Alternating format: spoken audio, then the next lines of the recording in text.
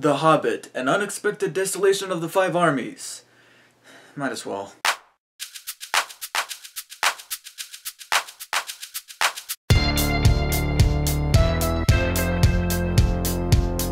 Hey everyone, Divi here. Well, this is it. We finally said goodbye to Middle-earth with the finale of the epic trilogy that was never meant to exist, The Hobbit. And this time it is for the third, the defining chapter, the Battle of the Five Armies. And as much as I'm joking about it, it is kind of a big deal considering that this is the last Middle-earth related movie that we're gonna get up on the big screen unless they find some way to bring it back in one way or another, which, believe me, the possibilities are endless. But for now, this is the final chapter of Middle-earth, whether it be with the Hobbit story or with the epic saga of the Lord of the Rings trilogy. This is it for Middle-earth. So it was a little surreal to go into the theater and witness this for the very last time. As the tagline says, one last time. Now, the reason why I'm not giving a synopsis like I usually do with movies is because this is the part 2 of what was Deathly Hallows in the Harry Potter franchise, and what is surely going to be Mockingjay Part 2 in the Hunger Games movie series, and what was evidently the Part 2 of Breaking Dawn for the Twilight Saga. Yes, I saw Breaking Dawn in Part 2. Whatever. And just like in those second parts, this is that movie where after all that build-up and exploration in the first two movies, this is legitimately just one big battle. And in the midst of it all, you have some scenes where certain loose ends are tied up, certain plot points are dealt with, certain character arcs come to a close, and some people are just in there because, like I said, this movie needed to be over 2 hours so that the consistency of the epic scope that is Middle-earth is intact, because this is actually the shortest of the movies. The first two were nearly 3 hours. This one's just a little under 2.5 hours, so it's a little bit more digestible, but it is yet another reason why there's no need to split up these books, because then you're going to end up with a part in there that is going to be incredibly short, and it's not going to have that sense of epic fantasy. But still, running at 146 minutes, it still had its fair share of butt-numbingness to some people. Not so much for me because, like I said, it's a little bit more digestible, but some people will still see this as that epic finale to the Hobbit series. But I do think it was a good wrap-up because, like I said, the last hour or so of this movie is that epic battle, and what leads up to this is the drama happening within the armies, at least some of the factions within this world, mainly between the dwarves and the elves and the people of Lake Town. And before the battle, the movie starts off literally where the last one left off. I mean, literally. It's almost like somebody took the film, if they had shot it in film, because we obviously know it was shot in digital, but it's almost like if somebody figuratively took the film, took a pair of scissors and went, okay, we're going to end it right here. I'm not even kidding. Like, somebody could legitimately sew Desolation of Smaug and the Battle of the Five Armies together and compile this large 5.5 hours to 6 hour epic film to use it as a torture device for people who don't like these movies. But anyways, it picks up from where the last one left off, and then from there we transition to the drama that leads up to this huge battle between the five armies and why it is that they're fighting each other. Some are trying to conquer the Lonely Mountain and use it for strategic purposes, and then other because of some other reasons that you would have to find out while watching the movie. However, for me personally, I felt like the movie had a rough start at the beginning. I don't know what it was, but the opening 15 minutes, despite having some epic things within it that I don't want to spoil, there were also other moments where they just felt really off. They felt like either filler or unintentionally comedic. I feel bad, but there were certain moments, especially involving Bard, Luke Evans' character, and his son, dealing with Smaug. There were certain moments with them two where I laughed, and I'm not even supposed to laugh, so it kind of had a rough start because of, I don't know, it just didn't feel well. It didn't flow very well like the rest of the movie did, especially when we get to that epic battle at the end. But it just had a bit of a rough start for me, especially because the beginning also brings forward this character that is there from beginning of the movie to almost the end, and I have no idea why. And even during the big battle at the end, he still kept popping up, and I'm like, why is he still here? why is he here? And that is this guy. I can't remember his name, but he's supposed to be the Wormtongue of this trilogy. But unlike Wormtongue, this guy's useless. Wormtongue, at least Saruman was telling him what to do, so he was some kind of tool for him, and he wasn't trying to be funny. Whereas this guy, he's being written in a way where he's supposed to be the comedic relief. And I'm like, this guy's not funny. He is annoying. He's evil, nonetheless. I mean, he's got, you know, he's always gonna double cross you. I mean, can you really trust this guy? And people still have him lingering around, especially Bard, who is kind of leading the man army within the 5 armies. And I'm like, why are you still letting this guy roam around?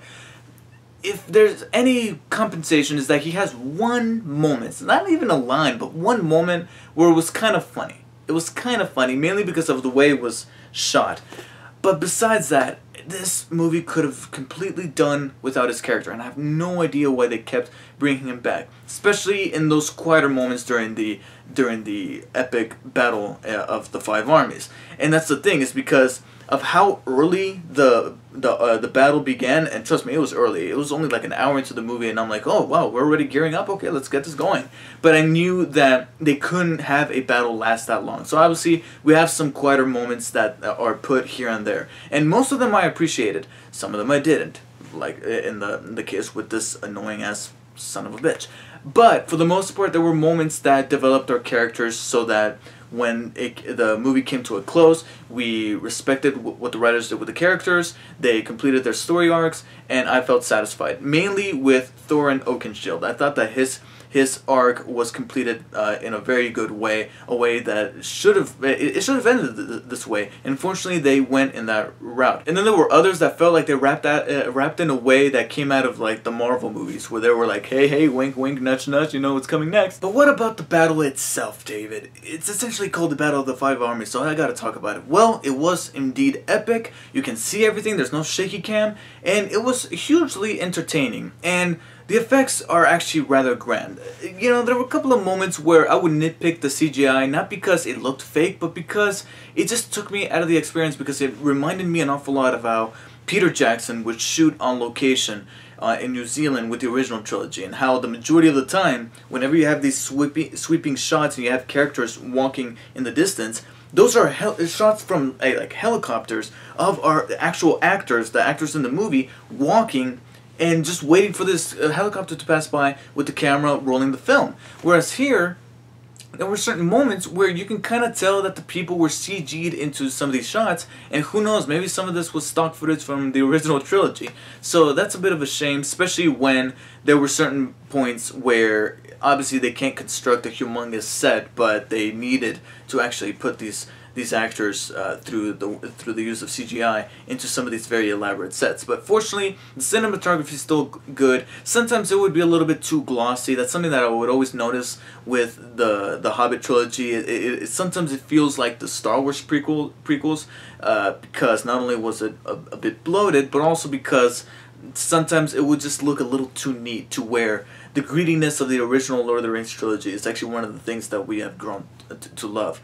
But still, the movie looked great. It was shot really well, choreographed really well with some of these fights, and it ended in a climax that was immensely satisfying. Not only satisfying in scope and in detail and in visual effects, but also in emotion, because I gotta admit, the ending is a bit of a tearjerker, mainly because of the fact that we're saying goodbye to Middle-earth almost forever. I'm getting teary-eyed just thinking about it. But it's also due with some of these good performances, mainly by Martin Freeman as Bilbo Baggins. This guy is a terrific actor. I love seeing him work, and he was destined to play Bilbo Baggins. It's just a shame that, much like with the complaints that everybody else have had, for a movie or a trilogy of movies that's called The Hobbit, there's not an awful lot of Hobbit, because I almost have the confidence to say that Hannibal Lecter from Silence of the Lambs, not the sequels, where he was indeed the main character, but Silence of the Lambs, where Anthony Hopkins famously won the Oscar for a role in which he was only on screen for 16 minutes.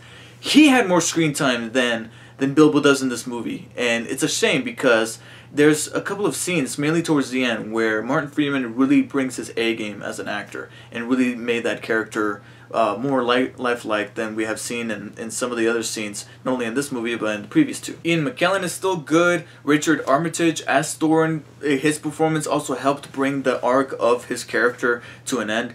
And just, the rest of the cast is also pretty good. It's almost like they're on cruise control, but not in a bad way. More like in the way of Robert Downey Jr., where they're still great actors, but they already know how to play these roles, so they just play them. So as much of a shame as it is that we got too much of an annoying character and not enough of the main one, I still think that this was a very entertaining film and a very satisfying conclusion to the Hobbit trilogy, as unnecessary as it was. Trust me, there's certain moments that I can just nitpick bit by bit, especially one involving a particular species of animals that people have often looked at as the scapegoat for what could have ended the Lord of the Rings trilogy at the very beginning. But I'm not going to get into too much into that. That's for CinemaSins to take care of. But despite being able to do that, I still found an awful lot of things about this movie that really entertained me, made me feel like I was having a good time in the theater, and got me a little bit misty-eyed towards the end, mainly because of the fact that we're saying goodbye to this world for some time, almost forever. So for that, I give The Hobbit, The Battle of the Five Armies, a high 8 out of 10. So thank you guys for watching. Let me know what you guys thought of the movie, and also let me know what you guys think should be the next project that Peter Jackson should attach himself to. I think we all have the answer to that. Thank you guys for watching, and I bid you guys farewell one last time. Until next week, probably. See you then.